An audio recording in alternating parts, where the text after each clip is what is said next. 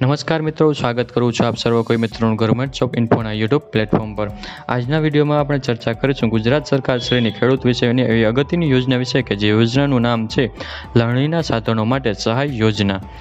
આ યોજના અંતર્ગત અલગ અલગ સાધનોની ખરીદી કરવી હોય જેમ કે પ્રોટેક્ટિવ વાયર મેશ, ચાપ cutter, aluminium portable ladder, oil palm cutter છે, તો આવા સાધનોની અલગ અલગ સાધનોની ખરીદી કરવી હોય તો તેના માટે સહાય આપવામાં આવે છે। તો મિત્રો, આ યોજના વિશે તમામ પ્રકારની માહિતી એક જ વિડીયોમાં મેળવીશું। તે પહેલાં વિડીયો ગમે તો લાઇક અને શેર કરી દેજો, ચેનલમાં નવા હોય તો ચેનલને સબસ્ક્રાઈબ કરી દેજો। તો ચાલો મિત્રો, વિડીયોની શરૂઆત કરીએ। તો મિત્રો, આજે આપણે જે યોજના વિશે ચર્ચા કરવાના છીએ તે યોજના ગુજરાત સરકારના બાગાયતી વિભાગ દ્વારા અમલમાં મૂકવામાં આવી છે। બાગાયતી વિભાગની જેટલી યોજનાઓ અમલમાં છે તેની અરજી ફોર્મ શરૂ કરી દેવામાં આવ્યા છે અને તેના વિશેના માહિતીના વિડીયો છે આપણે આપણી યુટ્યુબ ચેનલમાં અપલોડ કરી દીધા છે। તો તેના વિશે માહિતી મેળવવા માંગતા હોય તો આપણી યુટ્યુબ ચેનલમાં જઈને માહિતી મેળવી શકો છો। આજે આપણે ચર્ચા કરીશું કે બાગાયતી વિભાગની લણણીના સાધનો માટે સહાય યોજના વિશે। તો મિત્રો, સૌથી પહેલાં તો આપણે ચર્ચા કરી લઈશું કે આ યોજના લણણીના સાધનો સહાય યોજના છે તો તે યોજનાનો લાભ કોણ કોણ લઈ શકે છે। તો મિત્રો, આ યોજનાનો લાભ છે તે દરેક ખેડૂતો લઈ શકે છે જે ઓઇલ પામનું વાવેતર કરે છે। તે તમામ ખેડૂતો આ યોજનાનો લાભ લઈ શકે છે। પછી તે કોઈ પણ કેટેગરીના ખેડૂત હોય પરંતુ તે દરેક ખેડૂતો આ યોજનાનો લાભ મેળવી શકે છે। મિત્રો, આ યોજના અંતર્ગત અલગ અલગ 5 પ્રકારના સાધનોની ખરીદી કરવા માટે સહાય આપવામાં આવે છે। તો સૌથી પહેલું સાધન છે તે હાથથી ચાલતા ઓઇલ પામ કટર છે। તો તમારે ઓઇલ પામ કટરની ખરીદી કરવી હોય તો તેના તમને ₹2500ની મર્યાદામાં સહાય આપવામાં આવે છે। બીજું સાધન પ્રોટેક્ટિવ વાયર મેશ લગાવવી હોય ખેતરની ફરતે તો તેમની ખરીદી કરવા માટે ₹20000ની મર્યાદામાં સહાય આપવામાં આવે છે।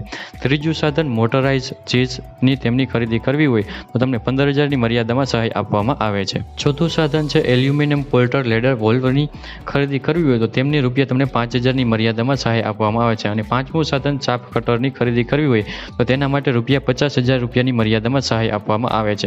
આવી રીતે મિત્રો, જેની લાવણીના સાધનોની સહાય યોજના છે તે યોજના અંતર્ગત અલગ અલગ 5 પ્રકારના સાધનોની ખરીદી કરવી હોય તો યોજના અંતર્ગત તમને સહાય આપવામાં આવે છે। વાત કરી લઈએ કે લાભ વિશે કે યોજનાનો લાભ છે તે કેટલી વખત લઈ શકાય છે। તો મિત્રો, આજીવનમાં એક જ વખત યોજનાનો લાભ મેળવી શકાય છે।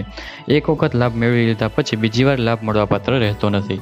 યોજનાનો લાભ મેળવવા માટે ખેડૂતોએ ઓનલાઈન અરજી કરવાની રહેશે।